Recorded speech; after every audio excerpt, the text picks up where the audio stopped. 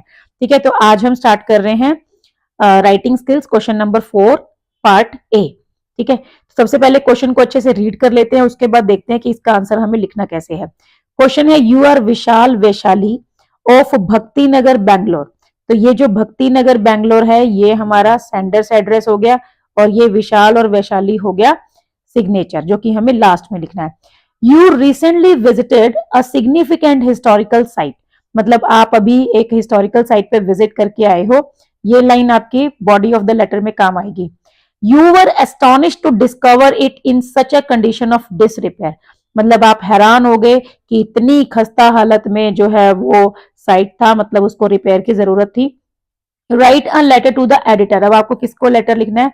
To the editor. ये हमारा receiver's address हो गया। ऑफ अ मेजर न्यूज़पेपर है तो किसी भी न्यूज़पेपर का आप नेम लिख सकते हो, जैसे आप लिख सकते हो द ट्रिब्यून। ठीक है, और जो सिटी का नेम होगा वो यही होगा, बेंगलोर, क्योंकि आप बेंगलोर में रह रहे हो तो वहीं के ऑफिस में लेटर लिखोगे। In about 120 words noting the terrible condition of significant archaeological and historical sites, ये आपका सब्जेक्ट है, the terrible condition of significant archaeological and historical sites. इसको आप शॉर्ट भी कर सकते हो, ठीक है, और एज इट इज भी लिख सकते हो। Highlight the lack of vital services, the poor condition of upkeep and peoples abuse of it, ये मतलब ये पॉइंट्स आपको मेंशन करने हैं कि किस तरह से वहां पर पीने का पानी नहीं है, सैनिटाइजेशन को लेकर, मतलब सैनिटरी जो कंडीशंस है वो बेकार है। ठीक है, और लोग वहां पे बहुत ज्यादा लेटरिंग करके आ जाते हैं, मतलब कचरा वगैरह फैलाए आते हैं, ग्राफिटी हो रखी है दीवारों पे जो है, मतलब लोगों ने ऐसे ही नेम वगैरह लिख रखे हैं। तो ये सब आपको बताना है। Make suggestion to improve the conditions of this sites, आपको उसके लिए फिर सजेशन भी देना है कि कैसे हम इसको इम्प्रूव कर सकते हैं। ठीक है, तो थोड़ा सा कंटेंट आपको मिल गया है, थोड़ा सा अब हम खुद से लिखेंगे और मैं आपको दिखाती हूँ कि इसका आंसर हमें कैसे लिखना है। तो चलिए चलते हैं इस ऐप पे। ये रहा हमारा question. Once again, you are Vishal Vaishali, आप देख सकते हो सेम वही क्वेश्चन है ये। ठीक है, अब इसको लिखना कैसे है? सबसे पहले तो आपने जो फॉर्मेट है वो ध्यान में रखना है, दैट इज SDR SSB और फिर C और S। ये S है सेंडर्स एड्रेस, जो हमें ये दे दिया भक्ति नगर बेंगलोर। तो यहाँ आप देख सकते हो, पहले मैंने लिखा भक्ति नगर फिर बेंगलोर, और पूरा लेटर आपको लेफ्ट को लिखना है।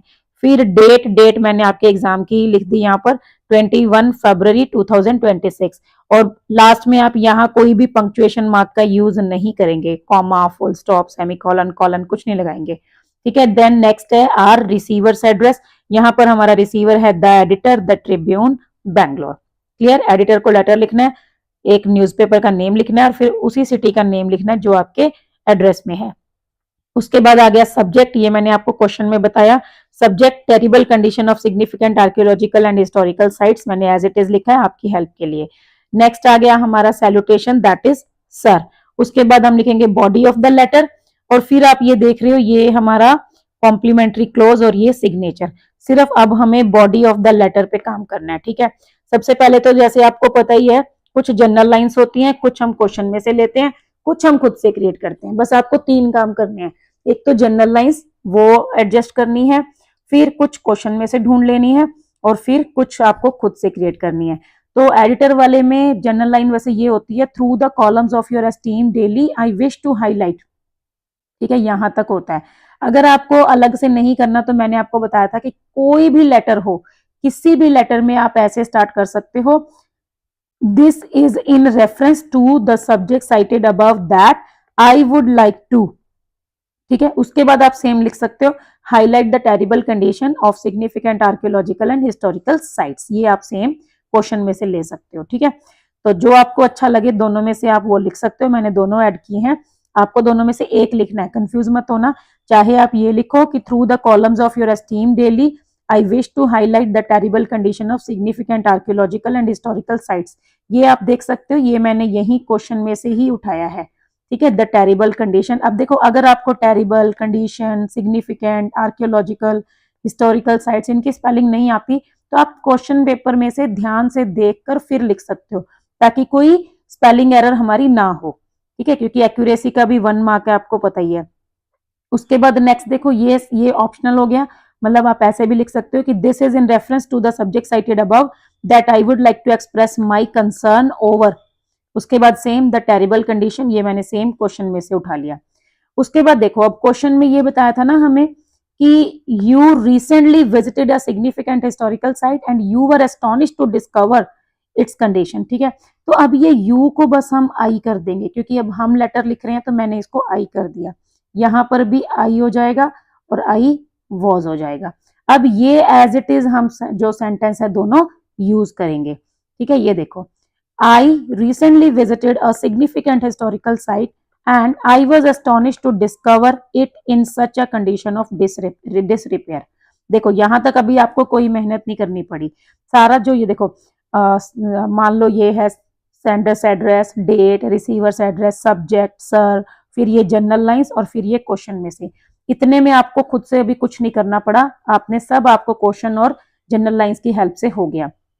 अब हमें एक दो पॉइंट्स लिखने हैं, जैसे the walls were defaced with graffiti. वैसे जो वो लोग क्या करते हैं ना, वो क्या बोलते हैं उसको, वो कलर सा नहीं होता स्प्रे वाला, ठीक है, जो होली में लाते हैं ना हम, मैं अभी नाम नहीं मेरे को याद आ रहा उसको क्या बोलते हैं, उससे ना लोग दीवारों पे जैसे नेम लिख दिया या कुछ कार्टून वगैरह बना दिए, उसको ग्रेफिटी बोलते हैं। सो द वॉल्स वर डीफेस्ड, ठीक है, जो वॉल्स हैं वो बहुत गंदी कर दी गई हैं with graffiti. Litter was scattered everywhere, चारों तरफ कचरा फैला हुआ था। And there was no provision for clean drinking water और प्रॉपर सैनिटेशन, ठीक है, मतलब पीने के पानी में कोई अच्छी सी फैसिलिटी नहीं थी और सफाई के लिए भी कोई जो है वर्कर वगैरह वहां कोई नहीं था।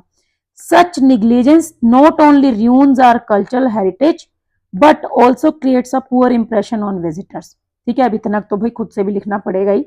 उसके बाद अब हमें सजेशन देना है कि strict maintenance, regular cleaning drives and deployment of security personnel are essential, ठीक है। उसके बाद moreover public awareness campaigns must be initiated to promote respect for these priceless monuments. या फिर हम सिंपल लिख सकते हैं कि पब्लिक शुड बी अवेयर, ठीक है, with the help of awareness campaigns and drives. उसके बाद लास्ट फिर ये हमारी जनरल लाइन है, kindly publish my views in your newspaper, I shall be thankful to you for this, yours faithfully Vishal और वैशाली।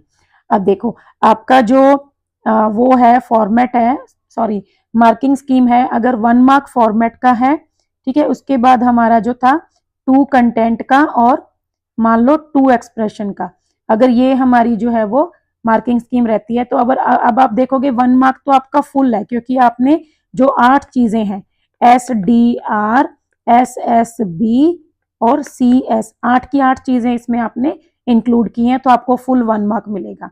कोई भी उसमें अगर एरर नहीं है, जैसे आप ये स्मॉल लेटर, कैपिटल लेटर, इन सब का ध्यान रखते हो और कोई पंक्चुएशन मार्क नहीं लगाते और पूरा लेफ्ट में लिखते हो, तो आपका 1 मार्क तो ये हो गया। अब मान लीजिए बॉडी ऑफ द लेटर में अगर आपकी एक आधी एरर भी आ गई, तो भी आपको 1 तो मिलेगा ही ना, या फिर 1.5 भी मिल सकता है। जब ये 1.5 मिल रहा है तो एक्सप्रेशन में भी आपको 1.5 मिल जाएगा, ठीक है। ये मैं उस कंडीशन में बता रही हूँ जब आपकी कोई एक आधी एरर आ सकती है। अगर आपकी कोई एरर नहीं है और आप अच्छे से कंटेंट लिख के आते हो, तो आपको 1 + 2 + 2 5 मार्क्स भी मिल सकते हैं। और लेटर में फुल मार्क्स लेना it is not impossible, it is not so difficult also, ठीक है। थोड़ी सी प्रैक्टिस की जरूरत है, थोड़ा सा दिमाग लगाना है आपको। कई बार तो 50% कंटेंट जो है वो क्वेश्चन में ही मिल जाता है, ठीक है। तो बस इस तरह से आपको जो है लेटर लिखना है, जितना अच्छे से प्रैक्टिस करोगे उतना अच्छा आप लिखते जाओगे और उतने ही अच्छे मार्क्स भी आएंगे, ठीक है। तो आज के लिए बस इतना ही। नेक्स्ट वीडियो में हम नेक्स्ट लेटर सॉल्व करेंगे इसी क्वेश्चन पेपर का, और फिर इसके बाद एनालिटिकल पैराग्राफ भी कराऊंगी आपको और एक्सट्रैक्ट पेस्ट क्वेश्चन और लॉन्ग आंसर टाइप क्वेश्चंस भी करा दूंगी, ठीक है। बस अगर आप सैंपल पेपर्स भी अच्छे से सॉल्व कर लोगे तो भी आप इंग्लिश में अच्छे मार्क्स ले आओगे, ठीक है। तो आज के लिए बस इतना ही, मिलते हैं नेक्स्ट वीडियो में। Thank you.